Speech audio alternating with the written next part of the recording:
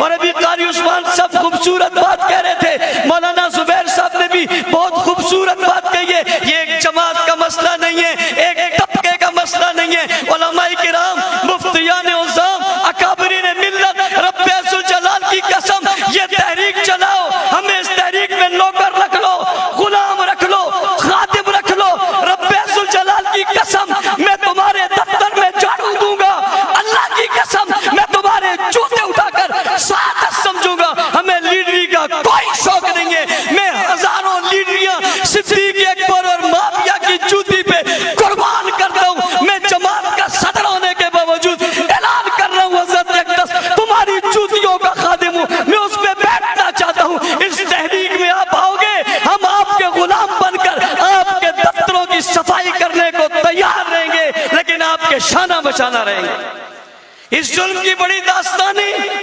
اس کی بڑی تحریک ہے، میں بتا نہیں سکتا، میں اپنی بات تو کرتا نہیں، ان لوگوں کی باتیں یقین کریں۔ میرے پاس لوگوں کے فون آتے ہیں، میں ذمہ دار ہوں، مجھے وہ مائیں کہتی ہیں میرا بچہ 6 سال سے لاپتہ ہے، فاروقی صاحب بتاؤ کہاں ہے؟ اللہ کی قسم میرے پاس جواب نہیں ہے، وہ رو جاتی ہے، اس کی چیخیں نکلتی ہیں، اور مجھ سے ایک دن کہنے لگی میں قیامت کے دن آپ سے سوال کروں گی، میرا بچہ لاپتہ ہے، میرے گھر میں صبح بھی شام بھی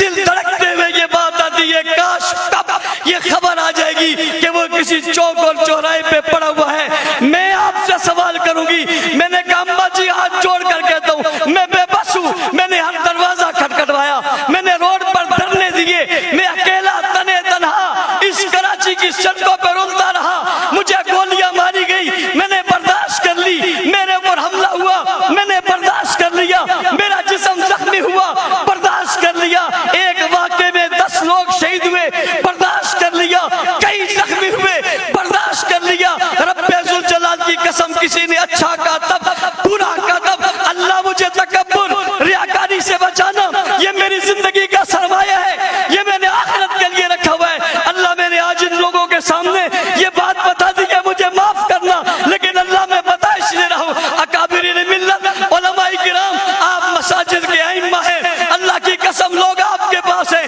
آپ کے منبر میں آپ سے صحابہ کے تذکرے جب کم ہوئے، اللہ کی قسم یہ کہا گیا یہ ایک طبقے کا مسئلہ ہے، ایک جماعت کا مسئلہ ہے۔ حضرات صحابہ کرام، کسی جماعت کا مسئلہ اس لیے نہیں ہو سکتا کہ قرآن سے 1126 آیاتیں ان مقدس لوگوں کے بارے میں نازل ہوئی ہیں، احادیث مبارکہ سیاہ ستہ کی ہر روایت ان صحابہ کے بعد حضور تک پہنچی ہے۔ رب ذوالجلال کی قسم فقہ اور حدیث تمام دین کا سرمایہ ان پر کھڑا ہے، اور غور کیجئے ان صحابہ